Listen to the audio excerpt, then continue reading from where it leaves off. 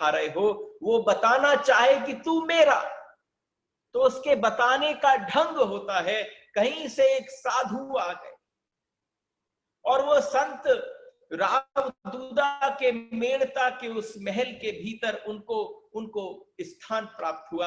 और जैसे ही छोटी सी मीरा 4 वर्ष की एक अटारी में कोने में से उस संत को देख रही थी, उन संत ने एक अपने गुदड़ी में से बड़ा सुंदर सा वस्त्र निकाला, उस वस्त्र के ऊपर अंदर से निकालकर ठाकुर जी को विराजमान किया। और जैसे ही ठाकुर जी को विराजमान किया तो कहीं गढ़ होगी किसी ने बड़े भाव से मूर्ति, ऐसी गढ़ दी कि उसके भीतर से परमात्मा ने बाहर झांकना प्रारंभ कर दिया।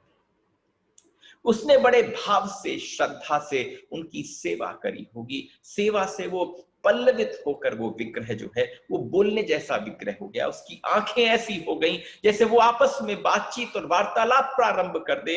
वो विग्रह साधारण विग्रह नहीं था। जब उस साधु ने निकाला और उसने विराजमान किया तो उसने थोड़ी देर दोनों हाथ अपने गाल पर रखकर उनको निहारा और ऐसा लगा जैसे सामने मूर्ति में से बोलना प्रारंभ कर दिया हो। इस दोनों के संबंध को 4 वर्ष की अवस्था की मीरा दूर से देख रही थी, केवल इस छटा को देख रही थी कि कैसे वो संत जो है वो कृष्ण को देख रहे हैं इतनी समीपता से, छोटी सी मूर्ति रही हो, लेकिन उस संत का भाव उसके प्रति ऐसा प्रगाढ़ था। उसको देखकर मीरा वहां पर जैसे बिल्कुल शिलावत हो गई, ऐसे दर्शन करने लगी जिसकी कोई कल्पना नहीं की जा सकती। मीरा बिल्कुल जैसे नतमस्तक हो गई हो, वहां खड़ी थी, वो बैठ गई और जैसे ही वो बैठी तो देखती रही। उन्होंने उनको स्नान कराया, उन्होंने उनको थोड़े मार्जन किया, उसके बाद जो भी उनके प्रसाद की सामग्री महल से आई वो उनके आगे प्रस्तुत कर दी। बड़े सुंदर तरीके से आरती करी, सब तरफ ढूंढ मच रही थी मीरा के लिए, लेकिन आज केवल एक ही जगह पर मीरा बैठी केवल उस संत को देख रही थी। और उस संत को लेने के बाद जब देखा, संत को लगा कि कोई है। संत ने हल्का सा मुड़कर देखा और उन्होंने कह दिया, आ जाओ बेटी बाईसा, यहां पधारो। और ये छोटी सी मीरा दूर जाकर एक नीचे धरती पर ही बैठ गई। ये आप क्या करते हो? ये अभी आपने इनके साथ क्या किया? अरे ये मेरे साक्षात ठाकुर हैं, अरे ये तो हमारे ठाकुर हैं, मैं है ये केवल इनकी सेवा के लिए मिला है, क्या मैं आपसे कुछ मांग सकती हूँ? मीरा के मुख से केवल इतना निकला और उस साधु ने कहा, बोलो बेटी, बोलो भाई साहब, मैं आपके लिए क्या कर सकता हूँ? ये जो आपके ठाकुर जी हैं ये मुझे भा गए हैं, ये ठाकुर जी मुझे दे सकते हैं। अरे बेटी, कोई ठाकुर जी देने वाले होते हैं? ठाकुर जी को ऐसे नहीं दिया जाता, ठाकुर जी तो अपने आप आते हैं, आप सबों के घर में ठाकुर। लेकिन आप समझना, हम सब कहीं किसी बाजार से जाकर ठाकुर ले आते हैं, लेकिन ठाकुर जी तो वो हैं जो अपने आप आते, वो चुनते हैं किसके पास जाओ, किसको गति है मुझे संभालने की। नाम किसके पास आता है? नाम उसके पास आता है जिसमें क्षमता है संभालने की। तो यहां पर कहा, बेटी ऐसे ठाकुर जी दिए नहीं जाते हैं, तुमने मांगा सबके हैं ठाकुर जी, ऐसा नहीं, लेकिन ठाकुर जी की इच्छा हो तो ठाकुर एक दिन तुम्हारे घर अवश्य आएंगे। और वहां से मीरा बाईसा का रोना प्रारंभ हो गया। मीरा इतनी रोई कि माँ से कहा, मुझे वही वाली विग्रह चाहिए, मुझे वही वाली चाहिए। उन साधु को लगा कहीं ऐसा ना हो, इतना बड़ा राज्य है, इतना बड़ा महल है, इस महल में कोई मुझसे जबरदस्ती मेरे ठाकुर को ले ले। वो रात को अपनी गुदड़ी में लपेटते हैं उन भगवान को और लेकर अपने जो भी साधन, जो भी थैला, जो भी पोटला था, रात को ही भाग गए कहीं। लेकिन जैसे ही रात को कहीं भागे, रात्रि में सोए, अपने ठाकुर को कहीं आसपास किसी भी सराय धर्मशाला में कहीं विराजमान किया। जैसे ही ठाकुर जी प्रकट हुए तो आज तक उसके साथ ठाकुर ने वार्तालाप की हो या न की हो, लेकिन आज मीरा को देखने के बाद उन ठाकुर बोलने लगे। उन ठाकुर ने उस साधु से कहा, मैंने तेरी सेवा स्वीकार कर, मैंने तेरी सेवा स्वीकार कर।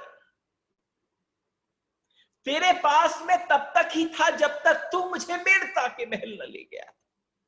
मैं तेरे पास तब तक था, ये यात्रा ही इस प्रकार की बनी थी कि मैं तेरे पास आ जाऊं, और तू मुझे लेकर एक दिन उस मेड़ता के महल में पहुंच जाए और वहां ले जाकर वहां पर वो जो मीरा है वो मुझे एक बार देख ले। उसने मुझे देख लिया, तेरी सेवा स्वीकार हो गई, अब तू मुझे उठा और उस महल में उस मीरा को दे आ। जरा सोचो, यही तो बोलने को कहा था कि जब परमात्मा को बोलना हो कि वो मेरी है, तू मुझे वहां ले जा, मैं उसका हूं। तेरे पास तो सिर्फ रास्ते भर चला था, कहीं तुझे पहुंचाना था, मेरा गंतव्य स्थान मुझे मिल गया, जैसे परमात्मा अपना घर खोजता हो। मीरा का एक भजन है, मैं तो गिरधर के घर जाऊं। वो बाद में लिखा गया, लेकिन उससे पहले क्या लिखा गया? उससे पहले लिखा गया कि जैसे गोविंद ने कहा हो मैं मीरा के घर जाऊं। ये आदान प्रदान है। भक्त के साथ बात वन वे साइड की नहीं हो सकती है, टू वे ट्रैफिक। पहले कृष्ण ने अपनी तरफ से पग बढ़ा दिए थे और मीरा को नींद ना आए, मीरा छटपटाए, लेकिन रात्रि में उसको लगा, जिस पल उस साधु ने कदम बढ़ाने प्रारंभ किए, जिस पल उस साधु ने चलना प्रारंभ किया महल की तरफ, तो मीरा को लगा कि मेरे गिरधर आ रहे हैं, मेरे ठाकुर आ रहे हैं। मीरा को उस पल लगने लगा कि इस पल और इस क्षण कोई देरी नहीं है। ऐसा लगने लगा कि मेरे भगवान स्वयं चलकर आ रहे हैं। आज जब भागे थे चुपचाप डर कर वो संत, तो लगा कि कहीं मेरे परमात्मा को कोई मुझसे उठा के न ले जाए, लेकिन आज जब परमात्मा ने कह दिया मैं उसका हूं, तू उस तक मुझे ले जा, तो वो पग उस समय संत के न थे, वो कृष्ण के थे। आंखों से अश्रुधारा बह रही थी और उसमें हमारे गोविंद का अभिषेक हो रहा था। वो संत की स्याही थी जो उसने इकट्ठी कर ली, और उसमें स्नान करते करते जब दरवाजे पर कराघात किया और इतना बड़ा द्वार जो था महल का, मेड़ता का, जब वो खुला तो सामने देखा कि सामने अटारी पर खड़ी हुई मीरा इंतजार कर रही थी। मीरा दौड़ते हुए नीचे उतरी और उसने अंदर से खूब आवाजें लगाई, मेरे ठाकुर आ गए, मेरे ठाकुर आ गए। राव दूधा उठ गए, रतन सिंह जी खड़े हो गए, अरे झाली जी प्रकट हो गई। मेड़ता में चारों तरफ आनंद की लहर दौड़ पड़ी। सबने कहा आनंद की घड़ी कौन सी है कि साक्षात भगवान आ गए। सबने जाकर उन संत से कहा ये क्या हुआ, आप तो चुपचाप भाग गए थे, आपको तो हम कोई भेंट भी नहीं दे पाए। उन्होंने कहा भेंट क्या है, इससे बड़ी भेंट क्या हो सकती, इससे बड़ी भेंट क्या हो सकती है कि जीवन पर्यंत में मन में सोचता रहा मैं कृष्ण से बात करता हूं। आज कृष्ण ने मुझसे बात कर ली। कृष्ण ने मुझसे कह दिया कि अरे तेरे पास मैं सिर्फ तब तक हूं जब तक तू मुझे वहां न पहुंचा दे।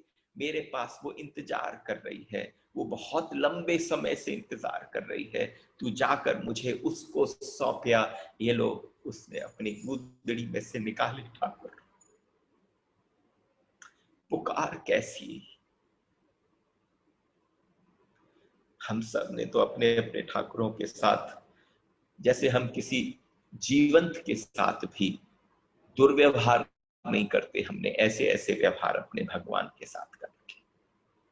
और यहाँ पर जब वो संत आए, वो ठगे से बैठ गए, वो बार बार उसके हाथ में गोदी में देते, बार बार अपनी तरफ लेते, देखते, हृदय से लगाते, और जैसे भगवान ने उनसे कहा कि तेरा कार्य वहीं तक है, तू मुझे उसकी गोदी में सौंपया, जैसे मीरा की गोदी में सौंपे, जैसे गोविंद के उस मुखाकृति पर कोई ऐसी स्मृति